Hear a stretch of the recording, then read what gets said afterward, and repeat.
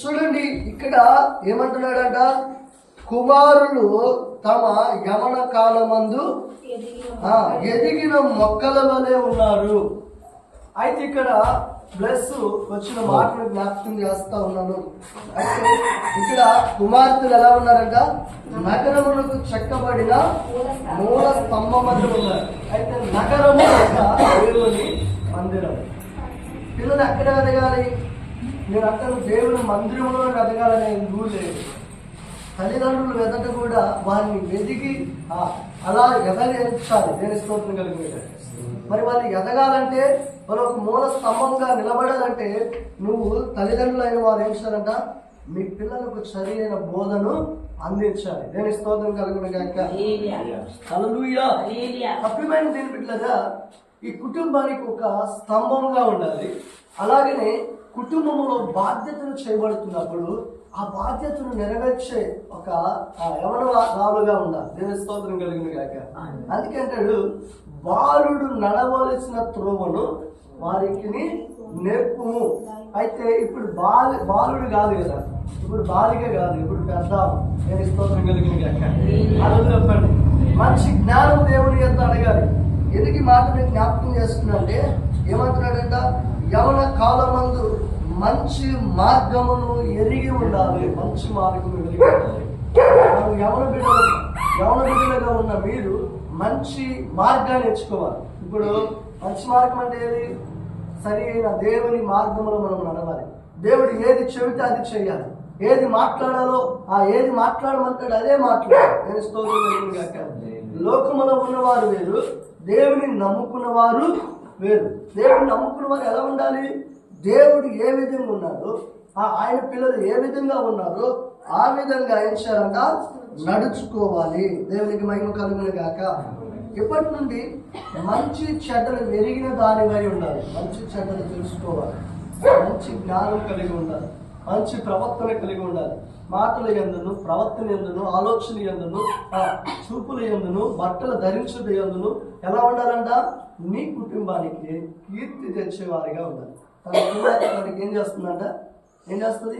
కుమారుడు తనకి ఏం చేస్తాడంట, కీర్తిని తెచ్చాడు. కుమార్తె కూడా కీర్తి రావాలి. కీర్తి అనగా ఘనతను తీసుకురావాలి. మంచి పేరుని తీసుకురావాలి. మంచి ఏంటంట, సంతోషాన్ని తీసుకురావాలి. చూడండి, కీర్తన గ్రంథం 190, కీర్తన గ్రంథం 119 కీర్తన 9వ వచనాన్ని చూసినట్లయితే అక్కడ కూడా ఒక చక్కని మాట మాట్లాడుతున్నాడు. కీర్తన గ్రంథం చూసినట్లయితే కీర్తన 109 కీర్తన 119 కీర్తన 9వ వచనం చూడండి.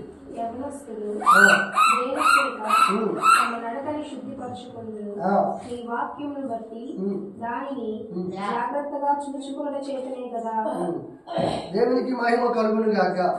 హల్లెలూయా.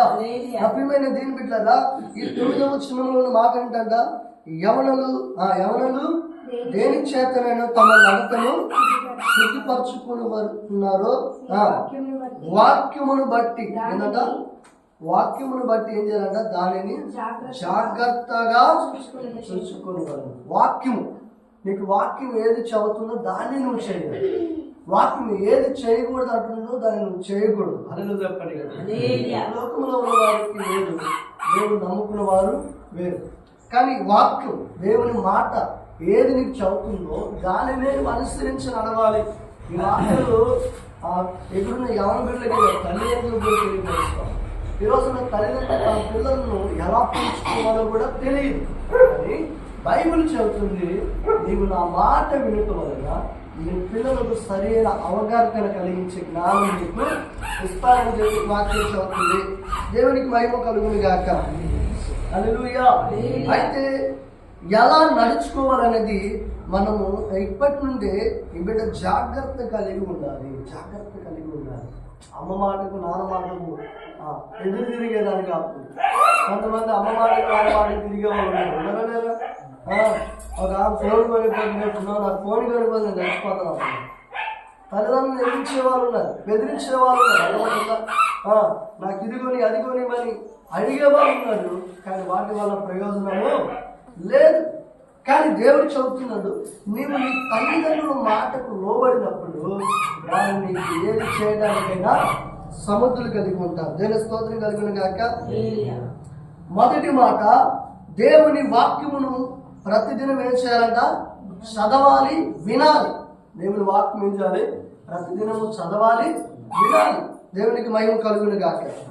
వినటం నేర్చుకోవాలి, చదవాలి. జాగ్రత్తగా ఆ వాక్యంలో ఏదైతే నీతో మాట్లాడుతుందో, ఏదైతే నేను దర్శిస్తుందో, ఎలా ఉండమంటుంది, ఎలా ప్రవర్తించమంటుంది, ఎలా బ్రతకమంది ఆ వాక్యం చెప్పినట్లు ఆ వాక్యం ప్రకారంగా నీవు నడుచుకోవాలి. నేను స్తోత్రం కలిగిన గాక. తల్లిదండ్రులు చెప్పిన మాటలు కూడా మనం వినాలి. అమ్మా వెళ్ళకూడదు, వెళ్ళకూడదు, సావాసం చేయకూడదు, చెడిపోతాం అన్నప్పుడు మనము వినాలి. విని దానిని మనం ఏం చేయాలి? నేర్చుకోవాలి. దేనికి మహిమ కలుగును గాక. హల్లెలూయా. ఇటీవల ఒక యవనస్తురాలను జ్ఞాపకం చేస్తా ఉన్నాడు ఒక దైవజనుడు. ఇలా చదువుతున్నాడు, తల్లిదండ్రులు చాలా అల్లారి ముద్దుగా, ఒక్కటే కూతురని అల్లారి ముద్దుగా పెంచారంట. అల్లారి ముద్దుగా ఆమెకి ఏది కావాలో అది ఆమెకి ఇచ్చారంట. ఇచ్చినప్పుడు ప్రియమైన దేవుని బిడ్డలారా, వీళ్ళేమిద్దరు కూలీ పనులు చేసుకునేవాళ్ళు. అమ్మాయిని హాస్టల్ వేశారు. ఆమె ఎంత పంపిమంటే అంత వీళ్ళు పంపిస్తూ అలా ఉండేవాళ్ళంట. అయితే వీళ్ళు ఏ రోజు కూడా, అమ్మ ఎలా ఉన్నావు, ఏం చేస్తున్నావు, ఎవరు ఖర్చు పెడుతున్నావు, ఎందుకు ఈ డబ్బు అని ఏ రోజు కూడా అడిగిన వాళ్ళు లేదు, గద్దించిన వాళ్ళు లేదు. దాని ఇష్టానుసారంగా డబ్బులు ఖర్చు పెట్టింది. ప్రియమైన దేవుని కదా, చివరికి పాపానికి గురి అయిపోయింది. పాపానికి గురిపై అయిపోయి అంటుంది. వాడు తీసుకెళ్ళినాడు, ప్రేమించి తీసుకెళ్ళిన వాడు వదిలేశాడు. ఈ అమ్మాయి ఒంటరిదాని అయిపోయింది. ఎటు వెళ్ళాలో పరిస్థితి లేదు. ఫోన్ చేస్తే తల్లిదండ్రులకు ఏం చెప్పాలో కూడా తెలియని పరిస్థితిలో ఆ అమ్మాయి ఉంది. దేనికి స్తోత్రం కలిగిన గాక. ఆ ఊళ్ళో ఒక దైవజనుడు ఆమెకు పరిచయం అయ్యాడంట. పరిచయమై ఆ యొక్క దైవజనుడు ఆ దామును వెళుతున్నప్పుడు ఆమె దగ్గరికి వెళ్ళి ఈమె ఒక చెట్టు కింద కూర్చొని ఏడుస్తూ వేదన పొందుతూ ఉందంట. వేదన పొందుతున్నప్పుడు ఈ యొక్క దైవ